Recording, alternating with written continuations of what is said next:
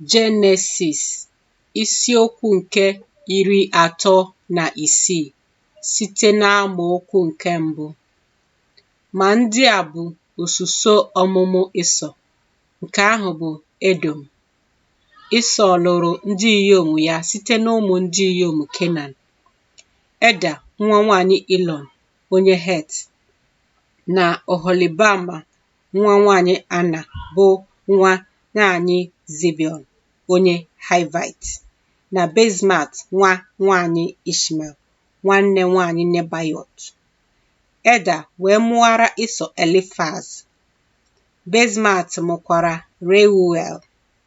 Oholibama mụkwara Jeush na Jalam na Kora. Ndị a bụ ụmụ ndị ikom Ịsọ, nke a mụrụ nye ya n'ala Kenan.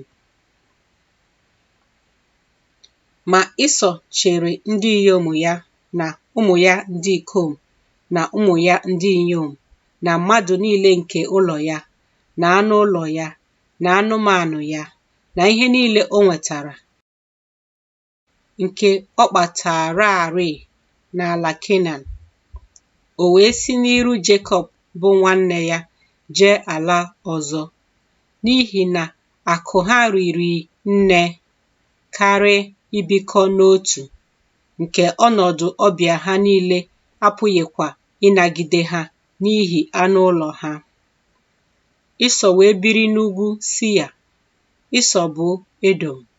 Ma ndị a bụ osuso ọmụmụ Ịsọ, nna Edọm n'ugwu Sia. Ndị a bụ aha ụmụ ndị ikom Ịsọ: Elifaz nwa Eda nwunye Ịsọ, Reuel nwa Basmat nwunye Ịsọ. Ụmụ ndị ikom Elifaz bụ Teman na Ọma na Zefo na Gatam na Kenaz. Timna bụkwara Elifaz nwa Ịsọ iko nwanyị. Ọ mụọra Elifaz Amalek. Ndị a bụ ụmụ ndị ikom Eda nwunye Ịsọ. Ndị a bụkwa ụmụ ndị ikom Reuel: Nahat na Zera na Shama na Miza. Ndị a bụ ụmụ ndị ikom Basmat nwunye Ịsọ. Ndị a bụkwa ụmụ ndị ikom Oholibama nwa nwanyị Ana bụ nwa nwanyị Zibeon nwunye Ịsọ. O wee mụọra Ịsọ Jeush na Jalam na Kora. Ndị a bụ ndị isi nke ụmụ Ịsọ. Ụmụ ndị ikom Elifaz ọkpara Ịsọ: Teman onye isi, Ọma onye isi, Zefo onye isi, Kenaz onye isi, Kora onye isi, Gatam onye isi, Amalek onye isi. Ndị a bụ ndị isi Elifaz n'ala Edọm. Ndị a bụ ụmụ ndị ikom Eda. Ndị a bụkwa ụmụ ndị ikom Reuel nwa nwoke Ịsọ: Nahat onye isi, Zera onye isi, Shama onye isi, Miza onye isi. Ndị a bụ ndị isi Reuel n'ala Edọm.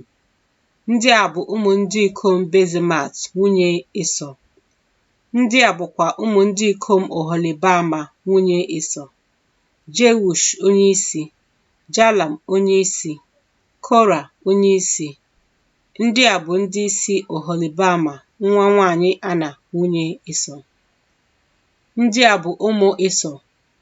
Ndị a bụkwa ndị isi ha, nke ahụ bụ Edọm. Ndị a bụ ụmụ ndị ikom Sia onye Howa, ndị bi n'ala ahụ: Lotan na Shobal na Zibeon na Ana na Dishọn na Ịza-Dishan. Ndị a bụ ndị isi ndị Howa, ụmụ Sia n'ala Edọm. Ụmụ ndị ikom Lotan bụ Hori na Himam. Nwanne nwanyị Lotan bụkwa Timna. Ndị a bụkwa ụmụ ndị ikom Shobal: Alvan na Manahat na Ibal na Shefo na Onam. Ndị a bụkwa ụmụ ndị ikom Zibeon: Aiya na Ana. Onye ahụ bụ Ana, onye hụtara isi iyi nke mmiri dị ọkụ n'ọzara mgbe ọ na-azụ ịnyịnya ibu Zibeon bụ nna ya nwere.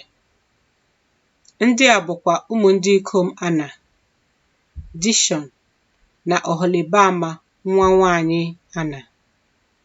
Ndị a bụkwa ụmụ ndị ikom Dishọn: Hemdan na Eshban na Itran na Keran. Ndị a bụ ụmụ ndị ikom Ịza: Bilhan na Zavan na Akan. Ndị a bụ ụmụ ndị ikom Dishan: Oz na Aran.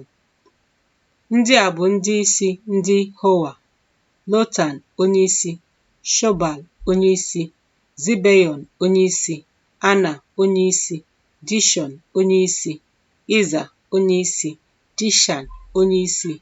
Ndị a bụ ndị isi ndị Hoa dịka ndị isi ha si dị n'ala Siya.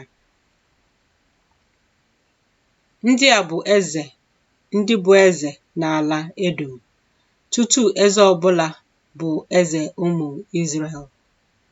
Bela nwa Beoa bụ eze n'Edom. Aha obodo ya bụ Dinhaba. Bela wee nwụọ. Jobab nwa Zera nke sitere na Bozra wee bụrụ eze n'ọnọdụ ya. Jobab wee nwụọ. Husham nke sitere n'ala ndị Timan wee bụrụ eze n'ọnọdụ ya. Husham wee nwụọ.